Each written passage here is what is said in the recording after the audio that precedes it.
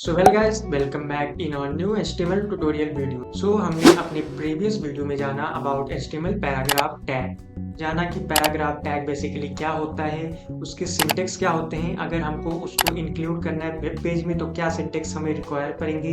ये सब हमने जाना अपने प्रीवियस वीडियो में। अगर आपने उस वीडियो को नहीं देखा है तो प्लीज़ विजिट कीजिए उस वीडियो में पहले, और theoretical concept related to paragraph clear कीजिए, तब आप आइए इस वीडियो में। हम इस वीडियो में जानेंगे, प्रैक्टिकली करेंगे और अपना वेब पेज क्रिएट करेंगे जिसमें हम बेसिकली अपने पैराग्राफ टैग को यूज करेंगे, उसके अंदर कंटेंट लिखेंगे और समझेंगे एक और कंसेप्ट जो बेसिकली होता है ब्लॉक लेबल एलिमेंट का हमारे HTML डॉक्यूमेंट में डिटेल में। गाइस, इस वीडियो में हम ये सब कवर करने वाले हैं। चलिए वीडियो को शुरू करते हैं। अगर आपने अभी तक इस चैनल को सब्सक्राइब नहीं किया है तो सब्सक्राइब जरूर कर लेना। गाइस, चलिए अभी चलते हैं हम अपने VS कोड में और वहाँ पे देखते हैं कोडिंग। सबसे पहले हमें VS कोड में आ जाना है और यहाँ पे आने के बाद एक नई फाइल को क्रिएट कर लेना है। जो हम इस वीडियो में करेंगे पैराग्राफ से रिलेटेड काम, तो यहाँ पे मैं पैराग्राफ के नाम से एक नया फाइल क्रिएट कर रहा हूँ। तो यहाँ पे मैं पैराग्राफ .html के नाम से एक नया फाइल क्रिएट कर रहा हूँ। तो यहाँ पे मेरा एक नया फाइल क्रिएट हो चुका है पैराग्राफ .html के नाम से। सबसे पहले हमें बॉयलर प्लेट इंक्लूड करना है, उसके लिए एक्सक्लेमेशन का साइन प्रेस करके एंटर मारना है। बेसिकली आप देख सकते हैं हमारा बॉयलर प्लेट आ गया है। ये सब हमने अपने प्रीवियस वीडियो में देखा है गाइस। यहाँ पे हम हमारा टाइटल होता है पेज का, उसको चेंज करते हैं। तो यहाँ पे मैं लिखूंगा पैराग्राफ इन HTML। यहाँ पे मैंने लिख दिया पैराग्राफ इन HTML। बेसिकली हमने टाइटल चेंज कर दिया। अभी हम आते हैं अपने बॉडी टैग में और यहाँ पे हम देखेंगे कि पैराग्राफ टैग को अपने HTML डॉक्यूमेंट में कैसे ऐड किया जाए और उसके अंदर कंटेंट कैसे ऐड किया जाए।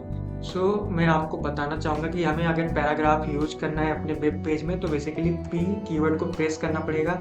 यहाँ पे आप P कीवर्ड को प्रेस करते हैं VS कोड में, आपको देखने को मिलेगा syntax of paragraph tag. P को प्रेस करने के बाद सिंपली आपको एंटर मारना है और यहाँ पे हमारा पैराग्राफ टैग आ चुका है। इस वीडियो में मैं आपको बेसिकली एग्जांपल समझा रहा हूँ पैराग्राफ का। तो उसके अंदर मैं एक डमी टेक्स्ट डालना चाहूँगा। तो उसके लिए हम VS कोड में एक कीवर्ड का यूज कर सकते हैं जो है लॉरेम, और उसके बाद हमें वो नंबर लिखना है जितने भी हमें डमी टेक्स्ट के वर्ड चाहिए। तो मैंने 30 वर्ड का एक पैराग्राफ लिया है गाइस। तो यहाँ पे आप देख सकते हैं कि हमारा जो पैराग्राफ टैग है उसके अंदर 30 वर्ड का एक डमी टेक्स्ट आ चुका है।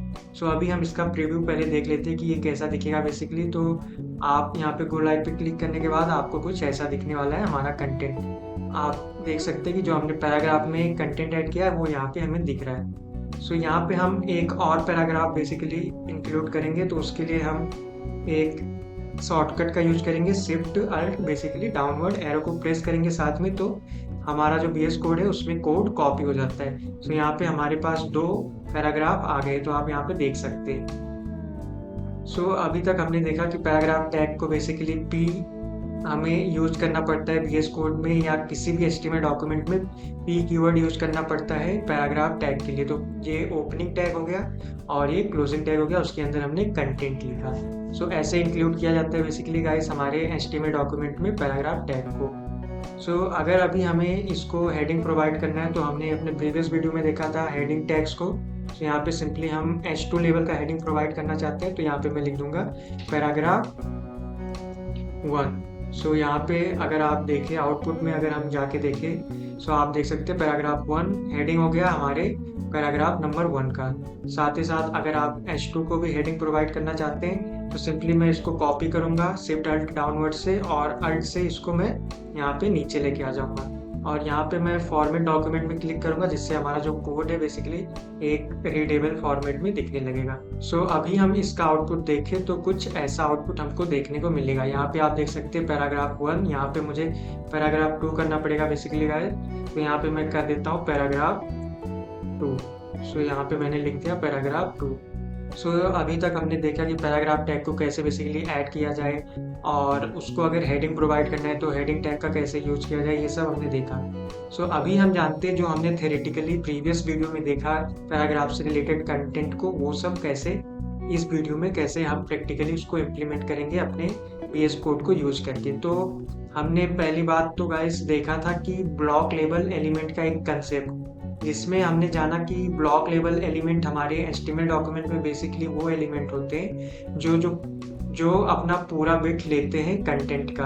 अगर यहाँ पे मैं आपको दिखाऊं कि पैराग्राफ टैग हमारा एक ब्लॉक लेवल एलिमेंट होता है। सो आप यहाँ पे देख सकते हैं स्टार्टिंग से लेके और यहाँ पे एंड तक जितना भी बिट है हमारे स्क्रीन पर, उसने वो जो पैराग्राफ है बेसिकली उसका कंटेंट जो है उसने पूरा बिट ले लिया है।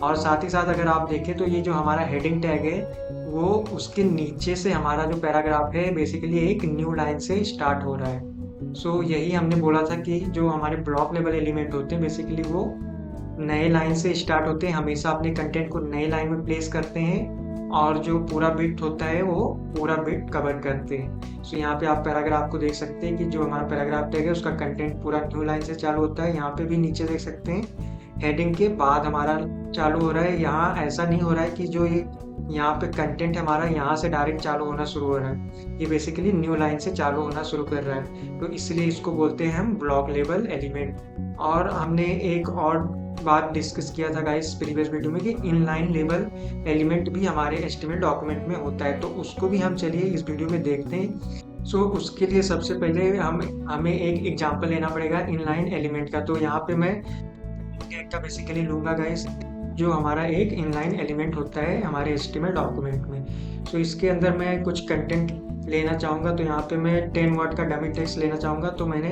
स्पैन टैग के अंदर बेसिकली ले लिया गाइस 10 वर्ड का एक कंटेंट। सो यहाँ पे हम अगर आउटपुट देखें तो देख सकते हैं आप, यहाँ पे हमारा जो स्पैन टैग के अंदर मैंने बेसिकली ऐड किया था कंटेंट वो यहाँ पे आया है। अभी इससे क्या पता चलता है गाइस कि यहाँ पे आप देख सकते हैं कि ये भी अपना जो है नए लाइन में आ रहा है बेसिकली। सो ये कैसे हो गया इनलाइन एलिमेंट हमारे एचटीएमएल में। सो इसके लिए हमें एक और स्पैन टैग लेना पड़ेगा, बेसिकली मैं इसी को कॉपी करता हूँ। सो अगर अभी हम अपने आउटपुट को देखें तो यहाँ पे आप देख सकते हैं कि जो हमारा पहला स्पैन टैग का कंटेंट था वो बेसिकली इतना कंटेंट था और जो दूसरे स्पैन टैग का कंटेंट है वो इतना कंटेंट है। सो यहाँ पे आपको देखने को मिल रहा है जो हमारा स्पैन टैग पहला था उसने इतना कंटेंट लिया था बेसिकली। यहाँ से आप देख सकते हैं कि यहाँ से जो कंटेंट है वो पहले स्पैन टैग का है और उसके बाद जो स्पेस रिमेन रह गया गाइस उसने उतना स्पेस छोड़ दिया, उसने बेसिकली उतने स्पेस को ऑक्यूपाई नहीं किया और उसने अलाउ किया कि जो दूसरा स्पैन टैग है वो वहाँ पे अपने स्पेस को ऑक्यूपाई कर सके। तो यहाँ पे ऐसा नहीं है कि जो हमारा पैराग्राफ टैग था उसकी तरह उसने नया लाइन ऑक्यूपाई किया, जो हमारा सेकेंड स्पैन टैग था उसने सेम ही स्पेस में अपने कंटेंट को ऐड कर दिया। बेसिकली यहाँ पे जो पहला स्पैन टैग था यहाँ पे एंड हुआ था, सो उसके बाद ही उसने जो सेकेंड स्पैन टैग था उसने अपना कंटेंट ऐड किया। सो यहाँ पे देखा जाए कि जो स्पैन टैग फर्स्ट था उसने जो रिमेनिंग स्पेस रह गया हमारे स्क्रीन पर उसको लीव कर दिया और अलाउ कर दिया दूसरे स्पैन टैग को कि वो अपने कंटेंट को वहाँ पे ऐड कर सके। सो ये जो हमारा इनलाइन एलिमेंट होता है हमारे एचटीएमएल डॉक्यूमेंट में बेसिकली वो सेम लाइन में ही ऐड हो सकता है, उसका कंटेंट सेम लाइन में ही ऐड हो सकता है अगर स्पेस रिमेन रह गया है तो। सो यहाँ पे हमने स्पैन टैग में देखा कि ये इनलाइन एलिमेंट क्यों है बेसिकली, क्योंकि यहाँ पे जो हमारा स्पैन टैग के अंदर हमने कंटेंट ऐड किया उसने उसी स्पेस में अपने आप को एडजस्ट कर लिया जो स्पेस रिमेनिंग रह गया था। अगर हम यहाँ पे अगर गाइस सो यहाँ पे हम एक पैराग्राफ टैग ऐड करें और इसके अंदर हम कुछ कंटेंट लेके फॉर एग्जांपल लॉरेम में 20 वर्ड का कंटेंट लेता हूँ। सो अभी यहाँ पे हमने स्पैन टैग लिखा, उसके अंदर पैराग्राफ टैग लिखा, फिर स्पैन टैग लिखा। सो अभी आपको देखने को मिलेगा कि जो हमारा ब्लॉक लेवल है वो बेसिकली कैसे होता है। सो यहाँ पे अगर आप देखें तो जो हमारा पहला स्पैन टैग था यहाँ पे आप देख सकते हैं उसने इतना कंटेंट के लिए अपना स्पेस ऑक्यूपाई किया और जो स्पेस रह गया था गाइस यहाँ पे आप देख सकते हैं जो हमारा पॉइंटर आप देखिए मेरा, कि इतना स्पेस उसने ऑक्यूपाई नहीं किया और छोड़ दिया। लेकिन जब हमने दूसरा पैराग्राफ टैग ऐड किया स्पैन टैग के नीचे उसने अपना स्पेस ऑक्यूपाई कहाँ से स्टार्ट किया, एकदम न्यू लाइन से। तो बेसिकली वो ब्लॉक लेवल है इसलिए उसने अपना स्पेस जो है एकदम नए लाइन से स्टार्ट किया और उसके बाद जो उसका एंड हुआ उसके बाद आप देख सकते हो उसने इतना स्पेस छोड़ दिया। ये बेसिकली जो पैराग्राफ टैग है हमारा उसने यहाँ पे इतना स्पेस ऑक्यूपाई किया है। अगर नहीं किया होता तो जो उसके बाद हमने स्पैन टैग बेसिकली लिखा था जो इनलाइन एलिमेंट होता है वो यहाँ पे आ सकता था, लेकिन जो पैराग्राफ टैग है वो ब्लॉक लेवल है इसलिए उसने ये स्पेस ऑक्यूपाई कर रखा था इसलिए वो यहाँ पे नहीं आया।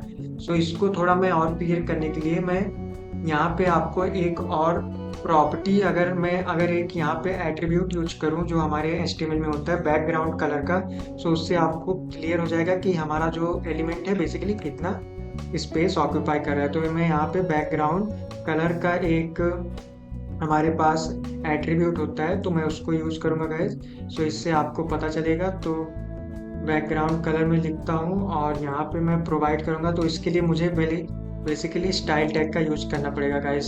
सो यहाँ पे मैंने स्टाइल टैग का यूज़ किया और स्टाइल टैग के इनसाइड हमें आना है और बीजी कलर अगर आप यहाँ पे लिखते हैं तो यहाँ पे आप देख सकते हैं बैकग्राउंड कलर का एक प्रॉपर्टी है और यहाँ पे मैं इसका बैकग्राउंड कलर ये कलर कर रहा हूँ। और साथ ही साथ अगर मैं पैराग्राफ में भी सेम अप्लाई करूँ स्टाइल टैग, तो यहाँ पे भी मैं बेजी कलर लिखूंगा और इसके बाद मैं बैकग्राउंड को सिलेक्ट करके और इसके लिए मैं ये बैकग्राउंड कलर सिलेक्ट कर रहा हूँ। सो अगर अभी हम आउटपुट को देखें तो आप देख सकते हैं यहाँ पे आपको क्लियरली देखने को मिल रहा है कि जो हमारा स्पैन टैग है बेसिकली वो इतना स्पेस ले रहा है और जो पैराग्राफ टैग है वो इतना स्पेस ले रहा है। सो आपको यहाँ पे क्लियर पता चलेगा कि जो ब्लॉक लेवल एलिमेंट होता है वो फुल वेट ले लेता है और जो इनलाइन एलिमेंट होता है बेसिकली उतना ही वेट लेता है जितना उसको रिक्वायर होता है और अलाउ कर देता है दूसरे टैग्स को, जो दूसरे इनलाइन टैग्स है वो उनके साइड में आ सकते हैं अगर स्पेस है तो। सो गाइस, इस वीडियो में बस इतना ही। अगर आपको हमारा ये वीडियो पसंद आया और आपको समझा तो इस वीडियो को लाइक कर देना और शेयर कर देना अपने फ्रेंड्स और रिलेशनशिप में जिसको भी HTML सीखना है बेसिक से एडवांस तक। तो गाइस चलिए अब हम मिलेंगे अगले वीडियो में, तब तक के लिए रखिए अपना ख्याल।